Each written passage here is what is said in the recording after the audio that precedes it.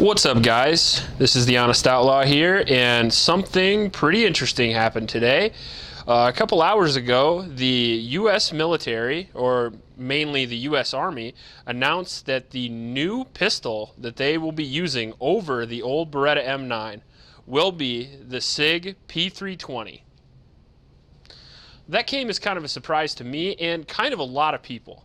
So as I said, the U.S. Army announced that their XM17 Modular Handgun system contract worth over $80 million will be going to Sig Sauer. And that ends the 25-year service of the M9 by Beretta. They will be ordering 280,000 full-size pistols with 7,000 subcompacts, with a possibility of another 212,000 for other military services.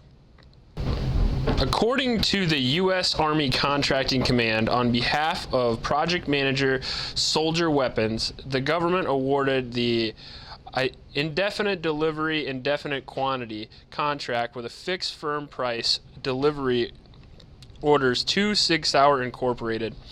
This contract is for production and delivery of the XM17 Modular Handgun system, which includes the handgun accessories and ammunition.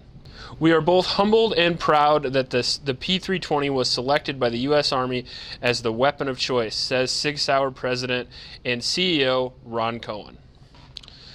One of the reasons why this surprises me so much is because a couple of months ago, U.S. Special Forces like the Rangers, Navy SEALs, I think about a year ago, MARSOC Marines, and a couple other really elite branches of the U.S. military chose the Glock 19 as their sidearm.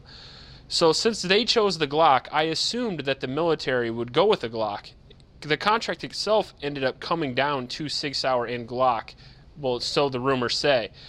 But it's kind of weird that that happened, but honestly, I'm not really that surprised. I mean, I'm surprised that they didn't choose it, but if it were me, I would, between Glock and Sig Sauer right now, I would have to go for the Sig P320 for a couple of different reasons that I think the military agrees. Number one is that the Sig has a chassis system in it, which makes it more modular. And it doesn't surprise me that a more modular pistol won the modular pistol contract. It also has a better trigger, and it's just more up-to-date than the current Glock models.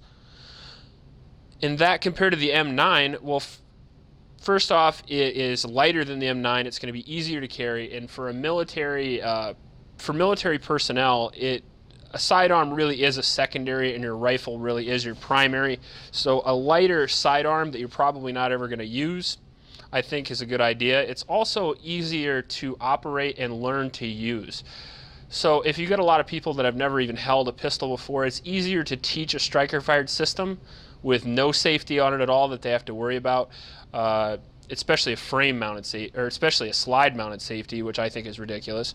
It also doesn't have any double or single action, any hammer to worry about, or anything like that. You just simply pull it out and pull the trigger, and it goes bang. And if you leave the trigger alone, it doesn't go bang. So I think it's a simple, easy platform to use, and I think it's extremely, like I said, modular. You can take full-size slides and put them on compact slides, and you can change out frames without having to worry about any regulations because it's not an actual firearm. The firearm itself is in the chassis system. As I said, it's much lighter, easier to carry than the M9. I just think it's a really good choice. I'm happy they went with that. I think the Sig 320 is a great pistol. Similar ergonomics to some of the pistols that they're probably already used to anyway. So it works out well. Works out well for Sig, and it works out well for the military.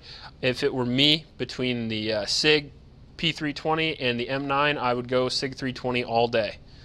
If you like this video and want to check out future videos, please like, share, and subscribe. Please help out your local homeless shelters, and remember to recycle. Check you later.